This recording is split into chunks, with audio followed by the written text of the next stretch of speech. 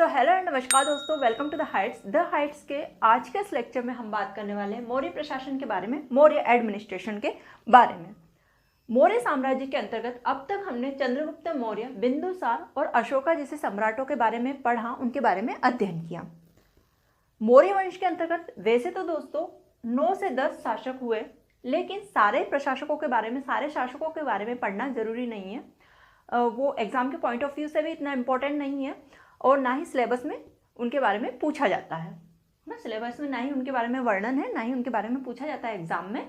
सो अब हम बात कर लेते हैं मौर्य प्रशासन के बारे में, मौर्य एडमिनिस्ट्रेशन के बारे में, जो कि काफ़ी इंपॉर्टेंट पॉइंट है। यहाँ से भी काफ़ी क्वेश्चंस बनते हैं एग्जाम में। तो स्टार्ट करते हैं बिना वक्त गवाए। मौर्य प्रशासन क्या है? What is Maurya administration? तो मौर्य प्रशासन मौर्य वंश के शासकों द्वारा संचालित किया जाने वाला शासन या प्रशासित किया जाने वाला शासन क्या कहलाया? मौर्य प्रशासन कहलाया। क्या लिखेंगे आप? हेडिंग डालेंगे मौर्य प्रशासन क्या है। तो मौर्य प्रशासन हेडिंग डाल के लिखेंगे मौर्य वंश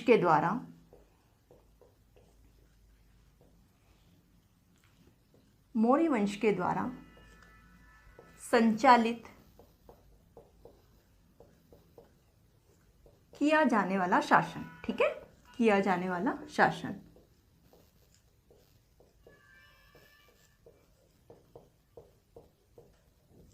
संचालित किया जाने वाला शासन मौर्य प्रशासन है, मौर्य एडमिनिस्ट्रेशन है। अब दोस्तों मौर्य प्रशासन, इतिहास में मौर्य प्रशासन की जानकारी देने वाले कई स्रोत हुए, कई सोर्सेस हुए। इसके बाद में हम उन सोर्सेस के बारे में चर्चा करते हैं। तो मौर्य प्रशासन के बारे में जानकारी देने वाले साहित्यिक स्रोतों के बारे में हम पढ़ते हैं। साहित्यिक स्रोतों अर्थात लिटरेरी सोर्सेस के बारे में हम जानते हैं। तो आप लिखेंगे मौर्य प्रशासन की जानकारी देने वाले साहित्यिक स्रोत हैं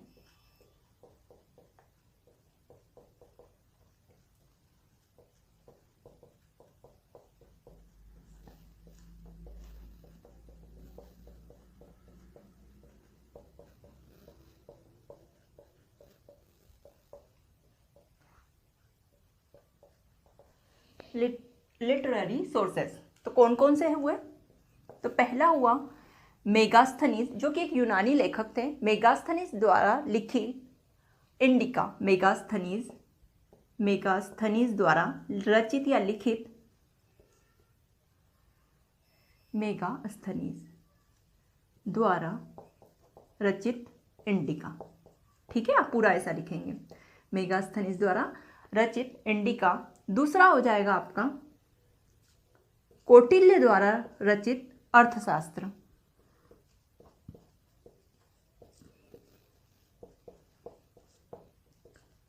कौटिल्य द्वारा रचित अर्थशास्त्र है दूसरा सोर्स। यहाँ से हमें प्राप्त होती है मौर्य प्रशासन के बारे में जानकारी। और तीसरा सोर्स है साहित्यिक में जिन्हें लिया जाता है, वो सोर्स है अशोक के अभिलेख। अशोक द्वारा स्थापित जो अभिलेख हैं वे भी मौर्य प्रशासन के बारे में हमें जानकारी प्रदान करते हैं। उनसे हमें काफ़ी चीज़ें जानने को मिलती है, अशोक के अभिलेख। ठीक है फ्रेंड्स, तो सोर्सेस में आप क्या क्या लिखेंगे? साहित्यिक स्रोत में आप लिखेंगे यूनानी लेखक मेगास्थनीज द्वारा रचित इंडिका, कौटिल्य द्वारा रचित अर्थशास्त्र। कौटिल्य कौन? वही चाणक्य, जो कि चंद्रगुप्त मौर्य के प्रधानमंत्री थे उनके शासन में। और अशोक के अभिलेख। ये तीनों सोर्सेस हैं, साहित्यिक स्रोत हैं, मौर्य प्रशासन के बारे में जानकारी प्रदान करते हैं, हमें मौर्य एडमिनिस्ट्रेशन के बारे में नॉलेज देते हैं। तो ये तो हो गई दोस्तों मौर्य प्रशासन के बारे में बात। अब हम मौर्य प्रशासन को किस तरह पढ़ने वाले हैं? तो हम मौर्य प्रशासन को कुछ हिस्सों में बांटकर, विभक्त करके पढ़ने वाले हैं, डिवाइड करके पढ़ने वाले हैं। जैसे कि हम मौर्य प्रशासन के अंतर्गत केंद्रीय प्रशासन को पढ़ेंगे, हम पढ़ेंगे गुप्तचर प्रशासन को, सैन्य प्रशासन को, नगर प्रशासन व न्याय प्रशासन को। अर्थात हम जानने वाले हैं central administration, intelligence administration, military administration और सिटी एडमिनिस्ट्रेशन, साथ ही साथ जुडिशियल एडमिनिस्ट्रेशन के बारे में हम अध्ययन करेंगे मौर्य प्रशासन के अंतर्गत। तो सबसे पहले हम देखते हैं केंद्रीय प्रशासन को। केंद्रीय प्रशासन क्या है? तो केंद्र की सरकार या केंद्र द्वारा संचालित किया जाने वाला शासन केंद्रीय प्रशासन कहलाता है। केंद्र के द्वारा केंद्रीय प्रशासन लिखेंगे, सेंट्रल एडमिनिस्ट्रेशन लिखेंगे, उसके आगे लिखेंगे आप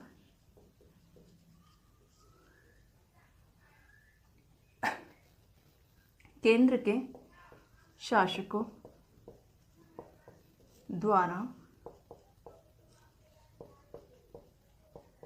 संचालित शासन। केंद्र के शासकों द्वारा संचालित शासन क्या कहलाया? केंद्रीय प्रशासन कहलाता है, सेंट्रल एडमिनिस्ट्रेशन कहलाता है। अब फ्रेंड्स यहाँ पर केंद्र क्या है? तो मौर्य साम्राज्य में केंद्र का मतलब होता है या फिर केंद्र से तात्पर्य होता है साम्राज्य की राजधानी। ठीक है, केंद्र किसे माना जाता है? तो साम्राज्य की राजधानी, साम्राज्य की कैपिटल को क्या माना जाता है? केंद्र माना जाता है। तो यहाँ हम डेफिनेशन मौर्य प्रशासन के अंतर्गत अगर केंद्रीय प्रशासन की डेफिनेशन लिख रहे हैं तो हम क्या लिख सकते हैं? हम लिख सकते हैं केंद्र या राजधानी में स्थित शासकों द्वारा संचालित शासन केंद्रीय प्रशासन कहलाता है या सेंट्रल एडमिनिस्ट्रेशन कहलाता है। आई होप आपको समझ में आ गया होगा केंद्रीय प्रशासन से क्या तात्पर्य। राजधानी में जो प्रशासक, तो राजधानी में जो प्रशासक होते थे कौन होते थे? राजा, सम्राट वगैरह, यही केंद्र में बैठते थे, केंद्र के शासक होते थे। ठीक है, और मौर्य प्रशासन के मौर्य साम्राज्य की राजधानी क्या थी ये आप लोगों को अच्छे से पता होगा। आप मुझे कमेंट बॉक्स में कमेंट करके बताएंगे कि मौर्य साम्राज्य की राजधानी क्या थी। अब फ्रेंड्स हमने केंद्रीय प्रशासन के बारे में देखा। केंद्रीय प्रशासन क्या है, सेंट्रल एडमिनिस्ट्रेशन क्या है। केंद्रीय प्रशासन को हम 3 भागों में विभक्त करते हुए पढ़ेंगे, 3 भागों में बांटेंगे। प्रांतीय प्रशासन, जिला प्रशासन व ग्राम प्रशासन। ये तीनों ही प्रशासन, ये तीनों ही एडमिनिस्ट्रेशन केंद्रीय प्रशासन के अंग हैं। केंद्रीय प्रशासन इन तीनों ही प्रशासनों को संचालित करता है, मतलब इनका हेड क्या हुआ, प्रमुख हुआ केंद्रीय प्रशासन। और ये 3 इन्हीं के भाग हैं और इन्हीं के भाग हैं, इन्हीं के हिस्से हैं। प्रांतीय प्रशासन, जिला प्रशासन और ग्राम प्रशासन। ठीक है, लेकिन फ्रेंड्स ये तीनों इक्वल नहीं है। केंद्रीय प्रशासन प्रांतीय प्रशासन को संचालित करता है, प्रांतीय प्रशासन जिला प्रशासन को, जिला प्रशासन ग्राम प्रशासन को संचालित करता है। इस तरह का नियम चलता था। तो देख लेते हैं, हम बारी बारी से इन्हें भी पढ़ लेते हैं। सबसे पहले हम केंद्रीय प्रशासन की चर्चा कर लेते हैं कि यह किस तरह संचालित करता था, किस तरह शासित करता था साम्राज्य को। केंद्रीय प्रशासन, इसके सर्व प्रमुख राजा हुआ करते थे, सम्राट हुआ करते थे। सर्वोच्च अधिकारी या सर्वोच्च संचालक कौन होता था केंद्रीय प्रशासन का? तो सर्वोच्च संचालक राजा हुआ करता था, सम्राट हुआ करता था। क्योंकि हम मौर्य प्रशासन में मौर्य साम्राज्य को पढ़ रहे थे तो उसमें जो राजा था उसे सम्राट कहते थे। तो सम्राट होते थे सर्वप्रमुख केंद्रीय प्रशासन में। अब केंद्रीय प्रशासन में राजा की मदद के लिए, राजा की हेल्प के लिए एक मंत्री परिषद बनाया गया था, कैबिनेट बनाया जाता था। तो किसका निर्माण किया जाता था? मंत्री परिषद होता था। केंद्रीय प्रशासन में एक मंत्री परिषद होता था। इस मंत्री परिषद में मंत्रियों की संख्या 12, 16 या 20 हुआ करती थी। 12, 16 या 20 तक हुआ करती थी। देखिए फ्रेंड्स, क्या हुआ होगा, जैसे जैसे नीड्स बढ़ती गई होगी, जैसे जैसे आवश्यकता बढ़ती गई होगी, वैसे वैसे मंत्री परिषद बड़ा होता गया होगा। पहले मंत्री परिषद में मंत्रियों की संख्या 12 हुआ करती होगी, फिर आवश्यकता बढ़ी तो 16 कर दी गई होगी, और फिर अत्यधिक आवश्यकता पड़ी तो मंत्री परिषद को बड़ा करके 20 मंत्रियों का समूह बना दिया गया। तो इस तरह संख्या बढ़ती गई होगी, मंत्री परिषद बड़ा होता गया होगा। तो मतलब पहले क्या संख्या थी, मैं समझाना ये चाहती हूँ कि मंत्री परिषद में पहले मंत्रियों की संख्या 12 हुआ करती थी, फिर 16, फिर बढ़कर 20 तक चली गई थी। कब? मौर्य प्रशासन में। अब मंत्री परिषद में मंत्रियों का चयन कैसे किया जाता था? तो चयन की यदि बात की जाए कि कैसे मंत्री बनते थे, है ना, इन्हें मंत्री चुना जाता था, किन्हें मंत्री बनाया जाता था। तो मंत्री परिषद के लिए मंत्रियों का चयन योग्यता के अनुसार किया जाता था, योग्यता अनुसार किया जाता था।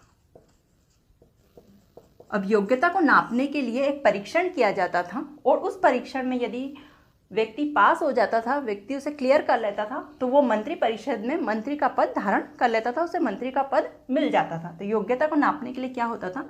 एक परीक्षण होता था, एक विशेष प्रक्रिया होती थी। ठीक है, और इस परीक्षण को मौर्य प्रशासन में उपधा परीक्षण कहा गया। क्या कहा गया? इस परीक्षण को मौर्य प्रशासन में उपधा परीक्षण कहा गया। और ये काफ़ी इम्पोर्टेंट है, पूछा जाता है। मंत्री परिषद में मंत्रियों के चुनाव के लिए उनकी योग्यता का परीक्षण करने के लिए जो परीक्षण रीति या नीति या जो भी एक विधि थी चुनने की, उसे क्या कहा जाता था? उसे उपधा परीक्षण कहा जाता था। उपधा परीक्षण, ठीक है, क्या कहा जाता था? उपधा परीक्षण कहा जाता था। वेरी वेरी इंपॉर्टेंट पॉइंट है ये। अब नेक्स्ट पॉइंट की ओर चलते हैं। ये तो हो गई मंत्रियों की नियुक्ति, उनका चयन हो गया कि उनका चयन उपधा परीक्षण से किया जाता था।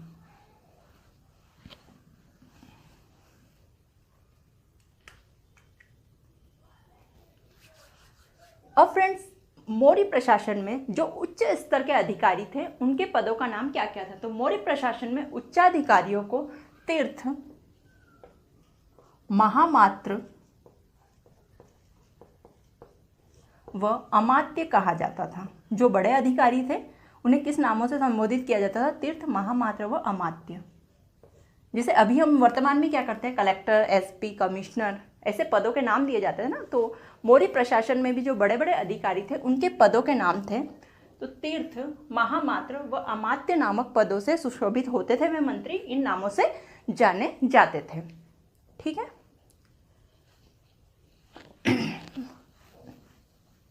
अब फ्रेंड्स, ये तो हो गई केंद्रीय प्रशासन की बात। अब हम देख लेते केंद्रीय प्रशासन में जो तीर्थ, महामात्र व अमात्य के जो पद थे उन पदों के विशिष्ट नाम हुआ करते थे, वो भी एग्जाम में पूछ लिए जाते हैं। तो हम इंपॉर्टेंट नामों को देख लेते हैं, जैसे कि मंत्री,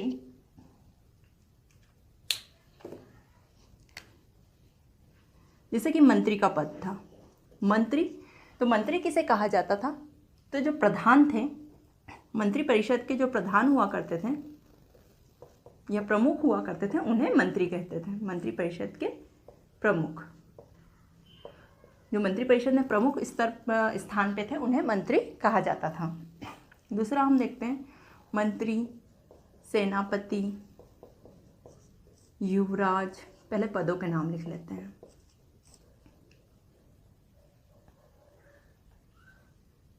पुरोहित,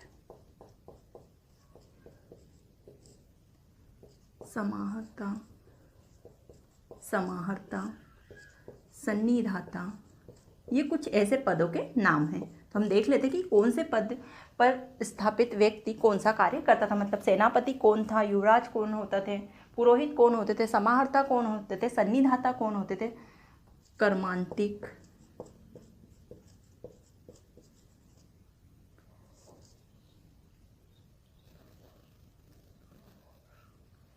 दोवारिक,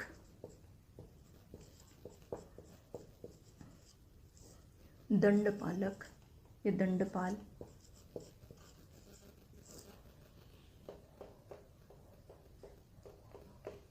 तो इन पदों के बारे में हम देख लेते हैं, एग्जाम में पूछा जाता है। मंत्री, तो मंत्री परिषद के प्रमुख को मंत्री बोला जाता था। सेनापति, सेना के प्रमुख को सेनापति कहा जाता था, सेना के प्रमुख। युवराज, तो जो राजा का पुत्र होता था उसे युवराज कहा जाता था, या उत्तराधिकारी जो होता था, राजा के बाद में जो राजा बनने वाला होता था वो युवराज कहलाता था। पुरोहित, धर्म व दान विभाग के प्रमुख, ठीक है। पुरोहित कौन होते थे? धर्म व दान विभाग के प्रमुख को पुरोहित कहा जाता था। समाहर्ता, अब समाहर्ता और सन्निधाता दोनों इंपॉर्टेंट है, दोनों में कंफ्यूजन हो जाता है। तो अब समझ लेते हैं समाहर्ता किन्हें कहा जाता था। तो आय को एकत्रित करने वाले या संग्रह करने वाले, आय के संग्रहकर्ता को समाहर्ता कहा जाता था। संग्रह करता था ये ना, संग्रह, जैसे कि कर वगैरह वसूलना, उनको लेना, या फिर जहाँ से भी है ना, विदेशों से अगर सामान कोई सा आयात निर्यात जो हो रहा है, उनके जो कलेक्शन हो रहे हैं उन्हें एकत्रित करना है, समाहर्ता का काम हुआ करता था। तो आय के संग्रहकर्ता, आय के संग्रहकर्ता को क्या कहा जाता था? समाहर्ता कहा जाता था। और सन्निधाता, यदि दोस्तों पूछा जाए कि सन्निधाता किसे कहा जाता था, तो राजकोषीय, जो राजकोष होता था उसके प्रमुख को, जो संभाल के रखता था उसे, उसे क्या कहा जाता था, सन्निधाता कहा जाता था। तो राजकोष के प्रमुख को, राजकोष के प्रमुख, ठीक है, राजकोष में कितना पैसा है उसका सब हिसाब रखना, ये सब सन्निधाता का काम होता था। तो इनमें कंफ्यूज नहीं होना है, कन्फ्यूजन कोई भी बिल्कुल क्रिएट मत करना। समाहर्ता और सन्निधाता में, समाहर्ता क्या करता था, आय का संग्रह करता था, और जो सन्निधाता थे वे क्या थे, वे राजकोष के प्रमुख हुआ करते थे, राजकोष का हिसाब किताब रखते थे। कार्मांतिक, कार्मांतिक उस समय के या तात्कालिक उद्योग व कारखानों के प्रमुख, उद्योग व कारखानों के प्रमुख हुआ करते थे।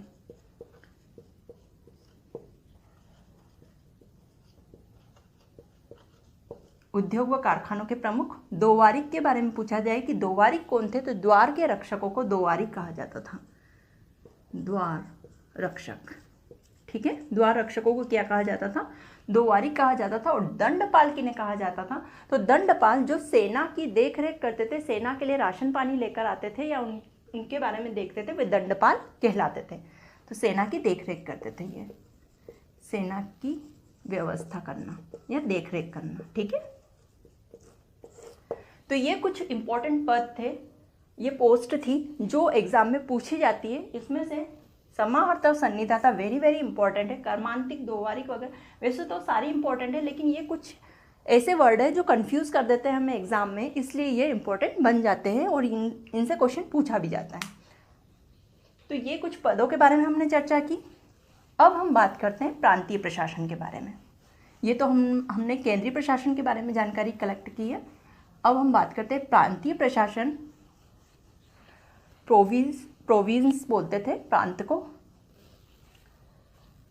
अब प्रांतीय प्रशासन क्या है, तो प्रांत के द्वारा संचालित किया जाने वाला शासन प्रांतीय प्रशासन हो गया।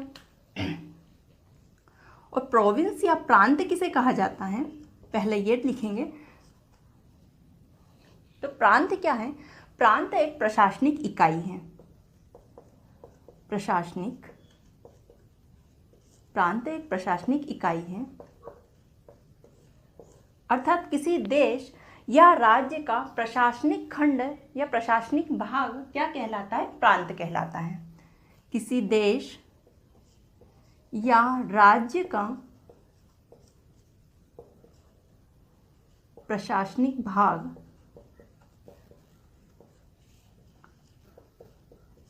प्रांत कहलाता है। ये आप डेफिनेशन लिखेंगे प्रांत की, प्रोविंस की, प्रांत कहलाता है,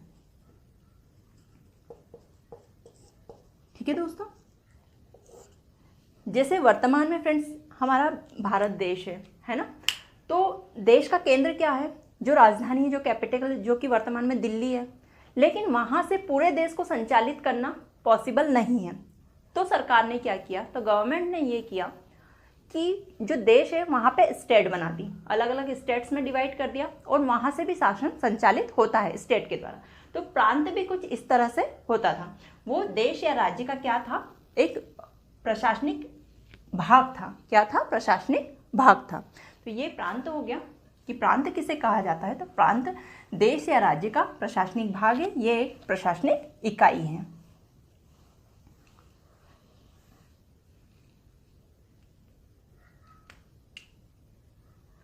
अब प्रांतों के प्रमुख को क्या कहा जाता था, तो प्रांतों में जो शासन करते थे, तो प्रांतों के प्रमुख को कुमार या आर्यपुत्र कहा जाता था, कुमार या आर्यपुत्र कहा जाता था। तो क्वेश्चन यदि आता है कि प्रांत के प्रमुखों को क्या कहा जाता है, तो प्रांत के प्रमुख को कुमार कहा जाता है, या फिर ऑप्शन में एक और आ सकता है आर्यपुत्र। या तो कुमार आएगा या फिर आर्यपुत्र आएगा, तो दोनों में से जो भी आए आप उस पर टिक करेंगे। प्रांतों के प्रमुख को कुमार या आर्यपुत्र कहते थे। अब ये हो गई प्रांतीय प्रशासन की बात। अब हम चलते हैं जिला प्रशासन की ओर। जिला प्रशासन क्या है, डिस्ट्रिक्ट एडमिनिस्ट्रेशन क्या है।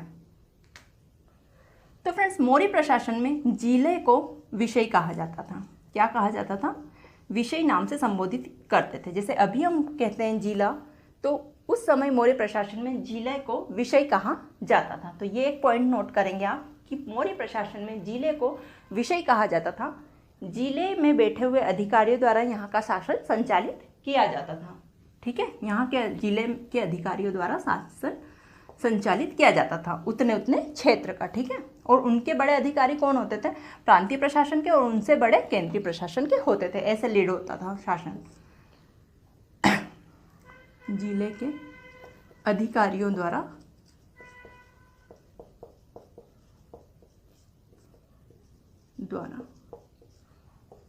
शासन संचालित किया जाता था, ठीक है, संचालित। एक ये चीज होती थी। तीसरा पॉइंट लिखेंगे, जैसे कि जिले को क्या कहा जाता था मौर्य प्रशासन में? विषय कहा जाता था। तो जिले के प्रमुख को या विषय के प्रमुख को क्या कहेंगे? जिला प्रमुख को विषयपति कहा जाता था। ये क्वेश्चन भी पूछा जाता है, तो इजी भी है याद रखना, क्योंकि जिले को विषय कहा जाता था, इसलिए विषय के प्रमुख को विषयपति कहेंगे, विषयपति। तो जिले के प्रमुख को क्या कहा जाता था, या फिर जिला, या फिर ऑब्लिक करके लिख लेंगे आप विषय, ताकि चीज़ें अच्छे से क्लियर हो जाए। जिला या फिर विषय के प्रमुख को विषयपति कहा जाता था। तो जिला प्रशासन के बारे में इतना ही। और ग्राम प्रशासन के बारे में लिखेंगे,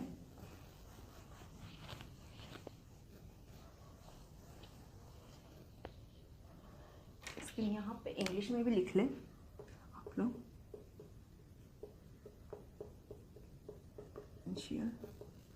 एडमिनिस्ट्रेशन,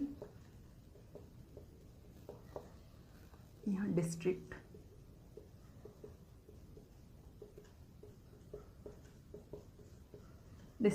एडमिनिस्ट्रेशन लिखने से, और ग्राम को हो जाएगा विलेज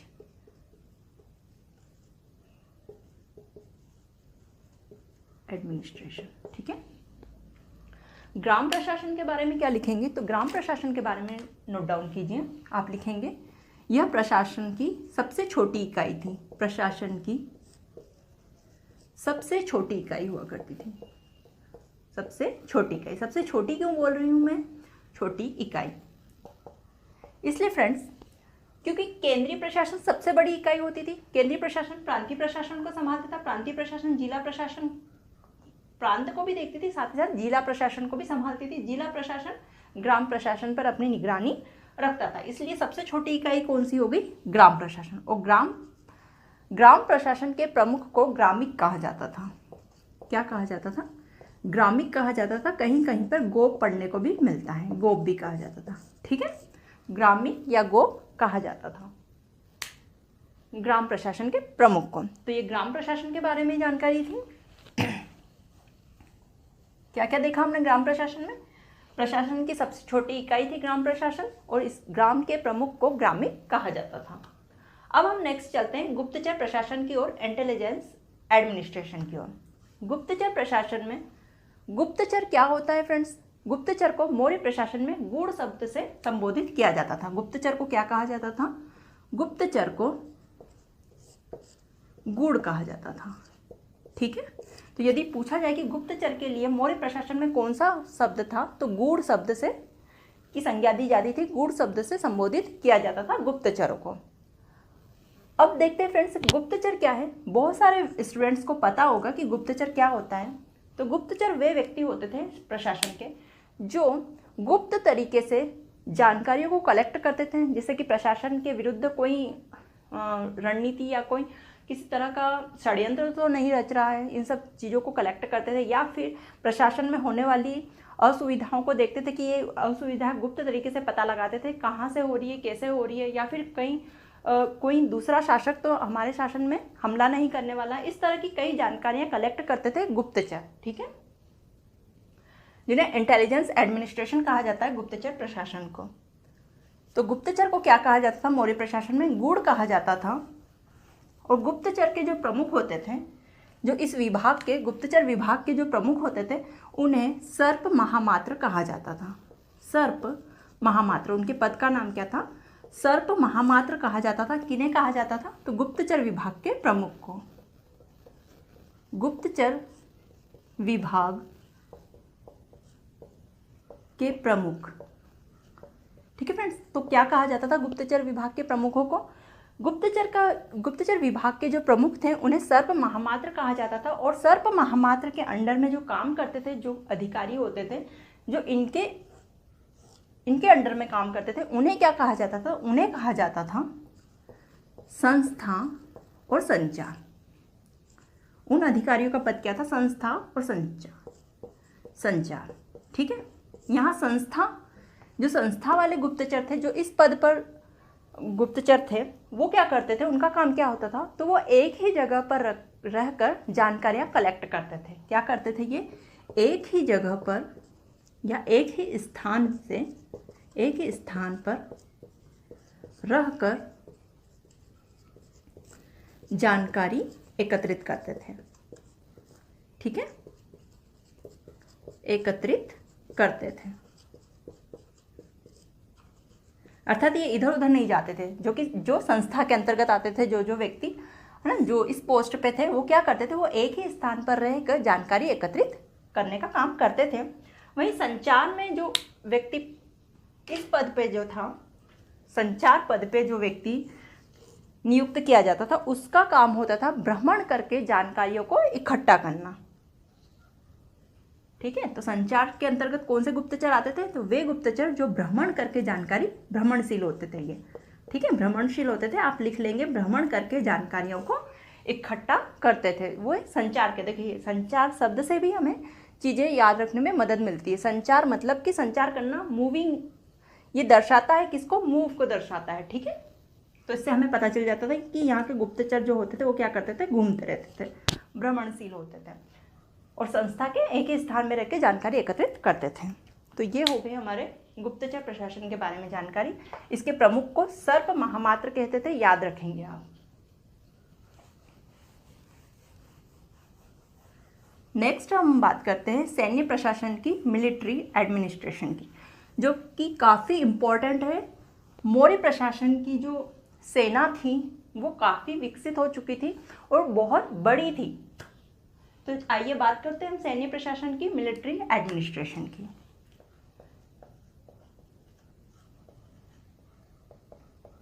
तो फ्रेंड्स, कुछ यूनानी लेखक हुए, उन्होंने मौर्य प्रशासन की सेना के बारे में वर्णन किया है। उन्होंने बताया है कि इनकी सेना कितनी बड़ी थी। तो वे जो यूनानी लेखक हुए, वे हुए एक तो प्लिनी। तो पहले हम प्लिनी के अकॉर्डिंग देख लेते हैं कि उन्होंने क्या बताया है मौर्य प्रशासन की सेना के बारे में। कौन? यूनानी लेखक प्लिनी क्या कहते हैं?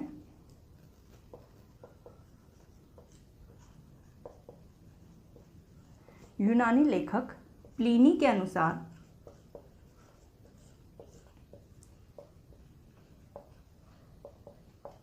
मौर्य प्रशासन में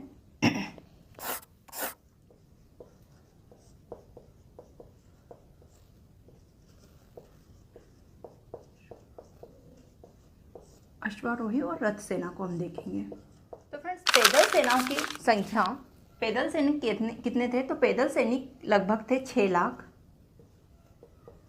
यहाँ अश्वारोहियों की संख्या कितनी थी? तो अश्वारोहियों की संख्या प्लिनी के अनुसार 30,000 थी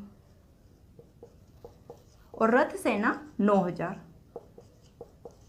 ठीक है, तो ये कुछ आंकड़े हैं। यूनानी लेखक प्लिनी ने क्या बताया? उन्होंने बताया कि मौर्य प्रशासन में जो सैन्य प्रशासन था उसमें पैदल सैनिकों की संख्या 6 लाख हुआ करती थी, अश्वारोही 30,000 थे और रथ सेना 9,000 हुआ करती थी। एक और यूनानी लेखक हुए, उनका नाम है जस्टिन। तो जस्टिन के अनुसार, अकॉर्डिंग टू जस्टिन, वे क्या कहते हैं? वे कहते हैं कि सैन्य प्रशासन में पैदल सेना में सैनिकों की संख्या 6 लाख, अश्वारोहियों की संख्या कितनी थी? उन्होंने बताई है 50,000। रथ सेना बताई है उन्होंने 8,000। साथ ही उन्होंने गज सेना के बारे में भी बताया। उन्होंने गज सेना भी बताई कि मौर्य प्रशासन में गज सेना भी हुआ करती थी। तो ये कुछ यूनानी लेखक है फ्रेंड्स, जिन्होंने सैन्य प्रशासन में सेना की संख्या के बारे में बताया है। ये बताया है कि मौर्य प्रशासन की सेना जो थी वो कितनी मजबूत थी और कितनी बड़ी थी। यूनानी लेखक प्लिनी के अनुसार पैदल सेना 6 लाख, अश्वारोही 30,000, रथ सेना 9,000। वहीं जस्टिन के अकॉर्डिंग पैदल सेना 6 लाख, अश्वरोही 50,000, रथ सेना 8,000 सैनिकों की थी और गज सेना भी मौर्य प्रशासन में हुआ करती थी। ये किसने बताया? जस्टिन ने बताया। तो ये हो गई सेना की संख्या की बात कि कितनी बड़ी सेना थी। फ्रेंड्स, जस्टिन ने एक बात और कही है।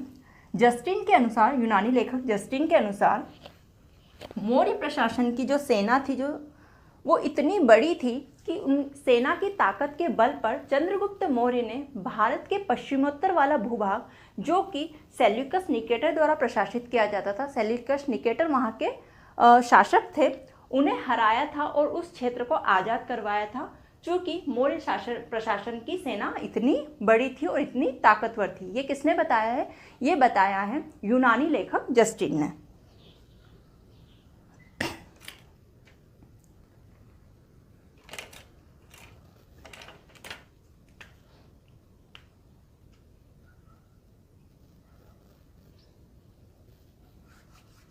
अब फ्रेंड्स, सेना जब इतनी बड़ी थी मौर्य प्रशासन की, तो उस सेना के द्वारा उस सेना को संभालने के लिए विभागों का निर्माण किया गया था, विभाग बनाए गए थे, डिपार्टमेंट बनाए गए थे। तो आइए देख लेते हैं। तो सैन्य प्रशासन की सेना को संभालने के लिए, या फिर कह सकते हैं मौर्य प्रशासन की सेना की देखरेख के लिए 30 सदस्यों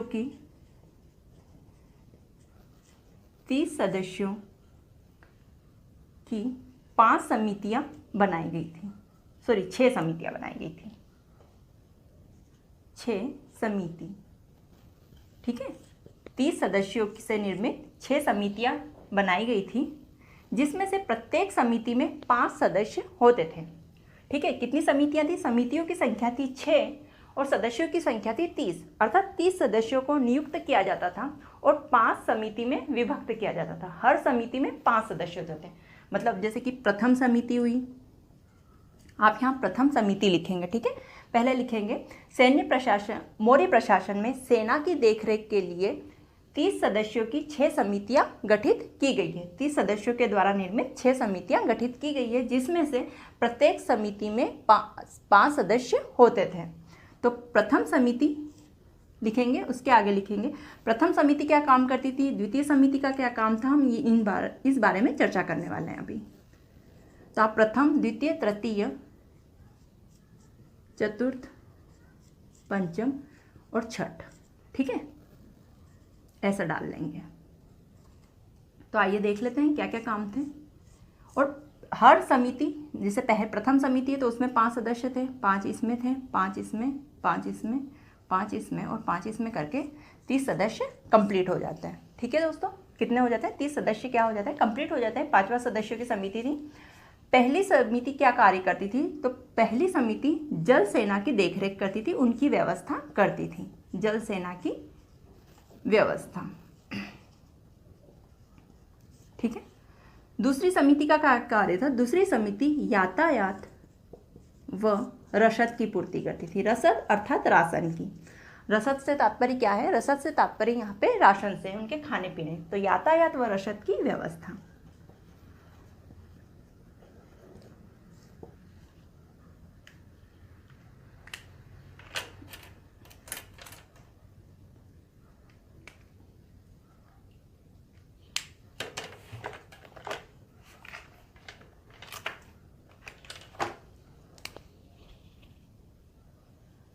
थर्ड समिति का क्या काम था? तो ये पैदल सेना को देखती थी, पैदल सेना की व्यवस्था करती थी।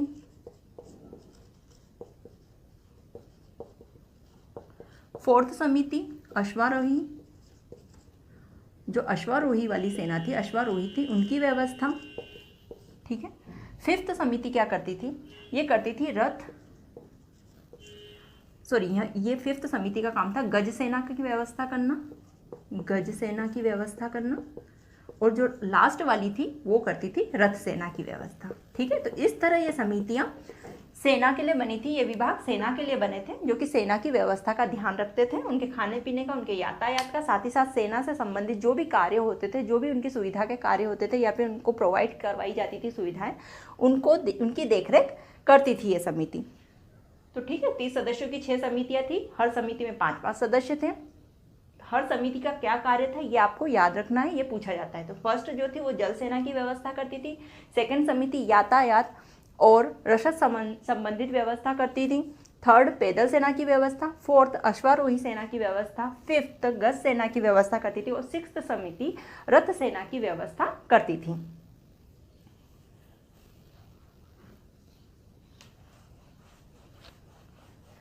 तो फ्रेंड्स, ये हो गई मौर्य प्रशासन के अंतर्गत आने वाले सैन्य प्रशासन की सेना की बात। हमने देखा कि कितनी बड़ी सेना थी मौर्य प्रशासन की, साथ ही साथ हमने उसकी देखरेख करने वाले समितियों के बारे में भी जानकारी प्राप्त की। अब हम बात करते हैं नेक्स्ट पॉइंट, अर्थात नगर प्रशासन की, सिटी एडमिनिस्ट्रेशन की। तो नगर प्रशासन, सिटी एडमिनिस्ट्रेशन, नगर में स्थित अधिकारियों द्वारा संचालित होने वाला प्रशासन था। और नगरों के प्रमुख को, वहाँ के सर्वोच्च अधिकारी को क्या कहा जाता था? तो वहाँ के सर्वोच्च अधिकारी को नगरक कहा जाता था। क्या कहा जाता था? नगर के प्रमुख को या सर्वोच्च अधिकारी को नगरक की संज्ञा दी जाती थी, नगरक के पद से संबोधित किया जाता था। अब फ्रेंड्स, नगर के कार्य की देखरेख के लिए भी 30 सदस्यों की 6 समितियां निर्मित की गई थी। ठीक है, जिनका कार्य क्या होता था? जिनका कार्य होता था नगर में सुविधा मुहैया करवाना, नगर के लोगों को वहाँ की देखरेख करना, वहाँ के जरूरी कार्यों को करना। तो यहाँ पे भी विभाग बनाए गए थे, यहाँ भी समितियाँ बनाई गई थी। तो नगर प्रशासन में क्या होता था? नगर प्रशासन में नगरक के द्वारा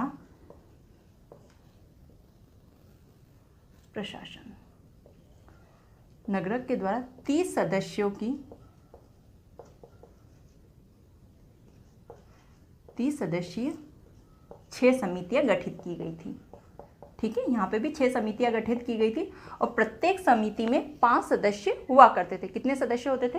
प्रत्येक समिति में 5 सदस्य हुआ करते थे। तो यहाँ पे भी आप लिखेंगे प्रथम समिति, द्वितीय समिति, तृतीय समिति, ऐसे करके 6 समितियां लिखेंगे। मैं यहाँ फर्स्ट, सेकंड, थर्ड लिख रही हूँ।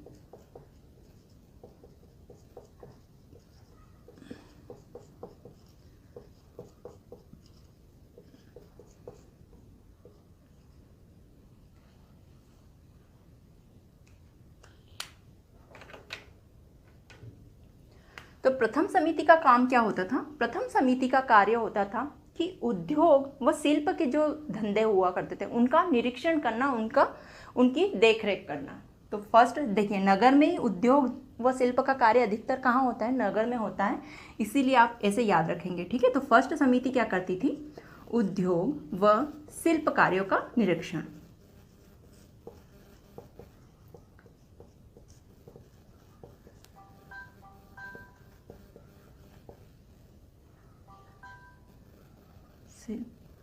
कार्यों का निरीक्षण। द्वितीय समिति का क्या कार्य था? तो द्वितीय समिति विदेशों से आए हुए या फिर विदेशियों की देखरेख करते थे। ठीक है, फॉरेनर्स जो आते थे उनकी क्या करते थे? देखरेख करते थे विदेशी। देखरेख से यह अर्थ ऐसा नहीं कि उनकी सुविधा, उनकी नौकर चाकरी करते थे, ऐसा नहीं था फ्रेंड्स। विदेशियों की देखरेख अर्थात वे कहाँ से आए हैं, कौन लोग हैं जो हमारे क्षेत्र में आए हैं, उनकी जानकारी कलेक्ट करना, उनके बारे में सब डाटा रखना, साथ ही साथ उनकी सुविधा भी देखना। विदेशियों की देखरेख। तीसरी समिति का क्या कार्य था? दूसरी का विदेशियों की देखरेख, तीसरी समिति जन्म मरण का विवरण करती थी। ठीक है, जो जनगणना अभी नहीं होती है उस तरह से जन्म मरण का विवरण। तो ये कार्य था कि कितनी जनसंख्या है, क्या है, उनका डाटा रखना, या फिर कौन पैदा हुआ है और कौन मरा है उसके बारे में जानकारी रखना, ये कार्य होता था। फोर्थ का काम था, फोर्थ समिति का व्यापार व वाणिज्य का निरीक्षण। और व्यापार और वाणिज्य वाले जो क्षेत्र थे, जो धंधे थे, उनका निरीक्षण करना है, व्यापार वाणिज्य का निरीक्षण।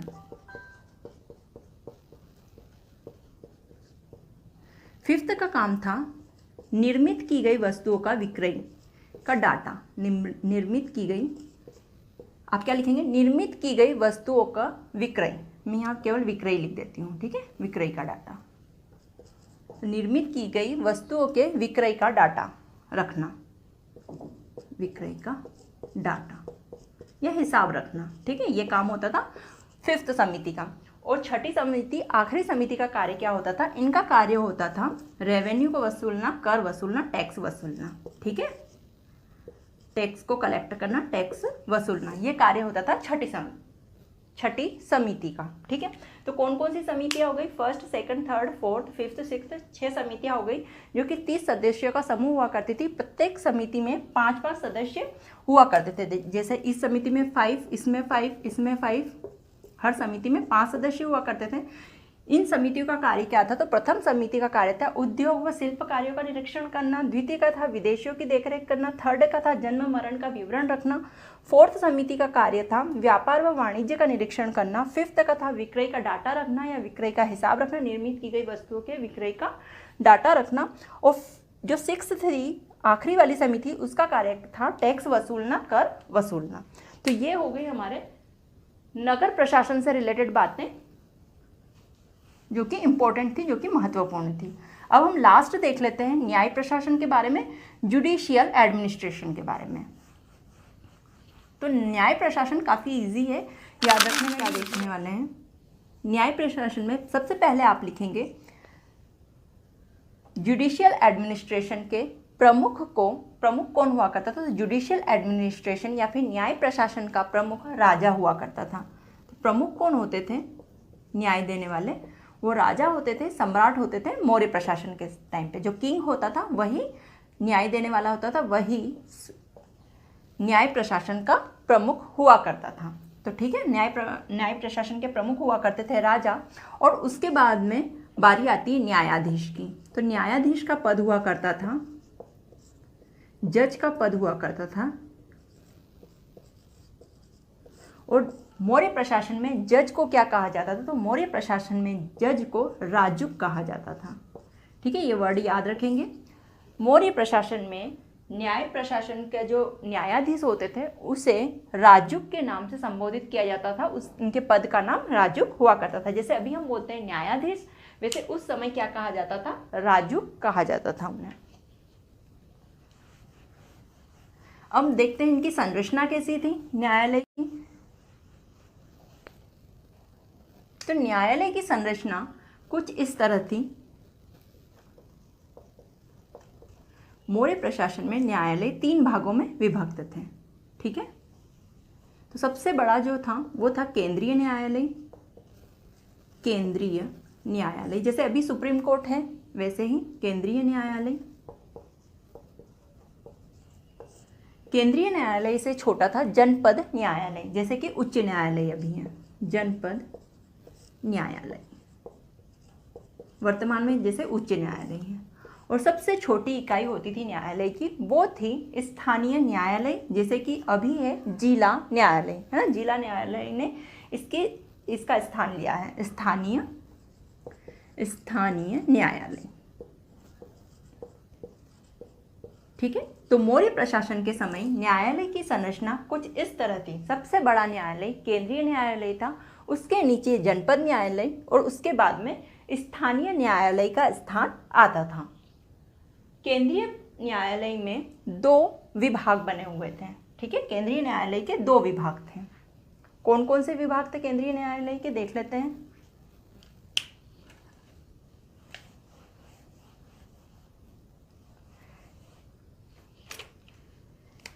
तो केंद्रीय न्यायालय में 2 विभाग हुआ करते थे। 2 विभागों में अलग अलग केसों को लड़ा जाता था। तो धर्म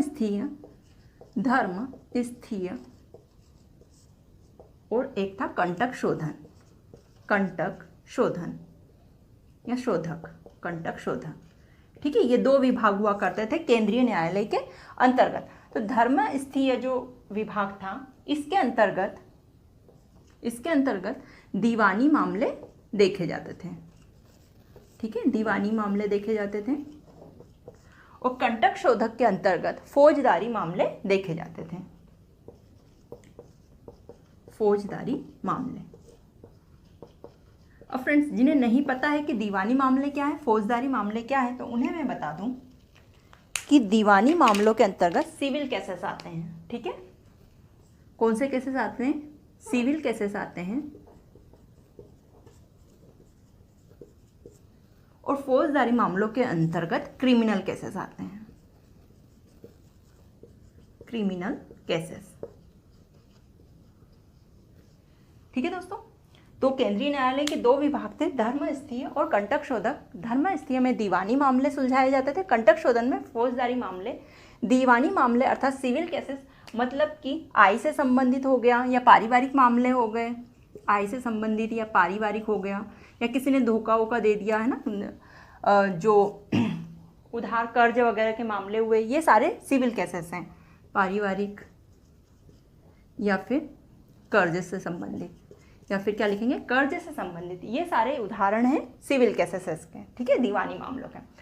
फौजदारी मामले अर्थात क्रिमिनल केसेस कैसे होते थे, जैसे किसी का मर्डर हो गया हो, है ना, हत्या वगैरह हो गई हो, या फिर रॉबरी हो गई हो, लूट हो गई हो, डकैती हो गई हो, तो ये सारे इस तरह के मामले किस में आते थे, क्रिमिनल केसेस में आते थे, फौजदारी मामलों के अंतर्गत आते थे। तो ये इस तरह से संरचना थी न्यायालयों की मौर्य प्रशासन के अंतर्गत। तो फ्रेंड्स, मौर्य प्रशासन की लगभग पूरी जानकारी हमने यहाँ पे कलेक्ट की। कुछ इंपॉर्टेंट पॉइंट है उनके बारे में चर्चा कर लेते हैं। अब हम यहाँ पे हमने प्रशासन के बारे में तो पूरी तरीके से चर्चा कर ली, जितने भी इंपॉर्टेंट पॉइंट्स थे, पदों के नाम थे।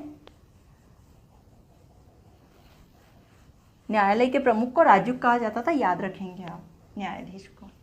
और न्याय प्रशासन का प्रमुख कौन होता था, सर्वोच्च अधिकारी कौन होता था, तो वो राजा होता था, किंग होता था, है ना, एम्परर जो होता था उस तात्कालिक वही होता था न्याय प्रशासन का प्रमुख, वही न्याय करता था।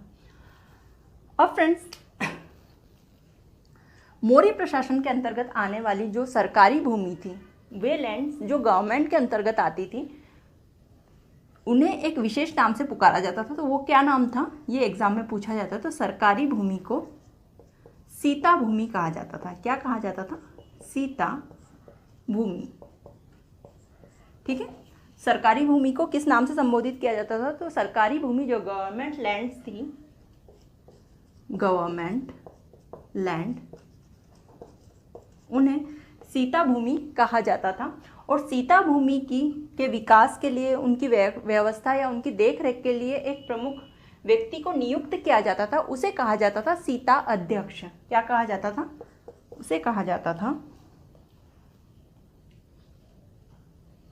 उसे सीता अध्यक्ष कहा जाता था, ठीक है। तो ये भी पूछा जाता है, सीता अध्यक्ष कौन था, तो सरकारी भूमि या सीता भूमि के प्रमुख को सीता अध्यक्ष कहा जाता था, जो कि सरकारी भूमि की देखरेख करता था, उसकी व्यवस्था करता था, उसके विकास के लिए जो भी प्लान्स वगैरह वो बनाता था।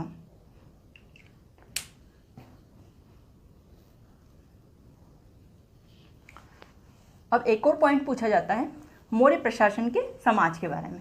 तो मौर्य प्रशासन में जो सामाजिक व्यवस्था थी वो 7 वर्गों में डिवाइड थी। तो मौर्य प्रशासन का समाज कितने भागों में डिवाइड था, तो क्वेश्चन ये आता है कि मौर्य प्रशासन का समाज कितने भागों में डिवाइड था। तो मौर्य प्रशासन का समाज 7 वर्गों में बटा हुआ था। 7 वर्गों में बटा हुआ था। कौन कौन से 7 वर्ग थे, तो दार्शनिक, किसान, अहीर,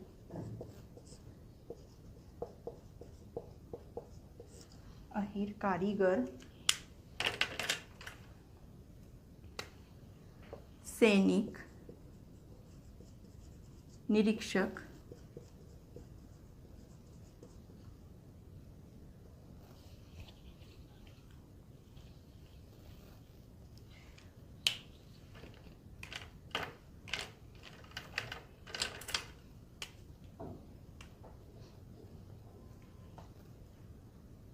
मैं फिर से लिख देती हूँ दोस्तों, ये इंक आई थिंक खत्म हो गई है पेनों में। तो 7 वर्गों में, तो फर्स्ट थे दार्शनिक, किसान, अहीर, अहीर के बाद हमने लिखा था कारीगर, निरीक्षक, सभासद,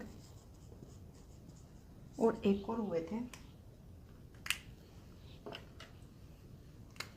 सैनिक, ठीक है, सैनिक। ये पेन सही है। तो कौन कौन थे, 7 वर्गों में विभक्त था। दार्शनिक, किसान, अहीर, कारीगर, निरीक्षक, सभासद व सैनिक, इन 7 वर्गों में मौर्य समाज क्या था, डिवाइड हुआ था। फ्रेंड्स ये पूछा जाता है क्वेश्चन, कितने वर्गों में, तो 7 वर्गों में डिवाइड था। कौन कौन से थे, तो दार्शनिक, किसान, अहीर, कारीगर, निरीक्षक। निरीक्षक के पहले यदि क्रम की बात की जाए तो निरीक्षक के बाद में आते थे सैनिक, और सैनिक के बाद में सभासद। ठीक है, सभासद। तो इस तरह का क्रम था इनका। तो ये 7 वर्ग थे।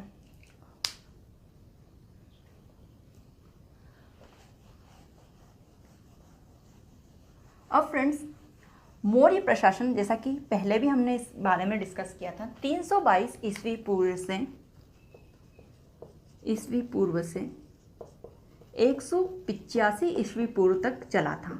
अर्थात मौर्य प्रशासन का जो समय था, जो टाइम पीरियड था, वो टोटल 137 वर्षों का रहा, है ना। इस बीच मौर्य वंश के अंतर्गत कई शासक आए और गए थे। माना जाता है कि लगभग 9 से 10 शासकों ने मौर्य वंश के अंतर्गत मगध साम्राज्य पर शासन किया था, 9 से 10। ठीक है, और यदि अंतिम शासक की बात की जाए कि मौर्य वंश का अंतिम शासक कौन था जिसने मगध साम्राज्य पर शासन किया था, तो मौर्य वंश का अंतिम शासक हुए बृहदत्त, जिनके द्वारा मौर्य प्रशासन को संचालित किया गया, मौर्य प्रशासन को चलाया गया था। तो आप क्या लिखेंगे, 322 ईसा पूर्व से 185 ईसा पूर्व तक मौर्य शासन का कालखंड है। अर्थात मौर्य प्रशासन ने मगध साम्राज्य पर 137 वर्षों तक शासन किया था। मौर्य वंश के अंतिम शासक बृहदत्त हुए। बृहदत्त के सेनापति पुष्यमित्र शुंग हुए थे। ठीक है, बृहदत्त के जो सेनापति थे फ्रेंड्स, कमांडर जो थे, वे थे पुष्यमित्र शुंग। कौन थे, नाम लिखेंगे आप, पुष्यमित्र शुंग, जो कि एक ब्राह्मण थे, ब्राह्मण वर्ण से बिलोंग करते थे।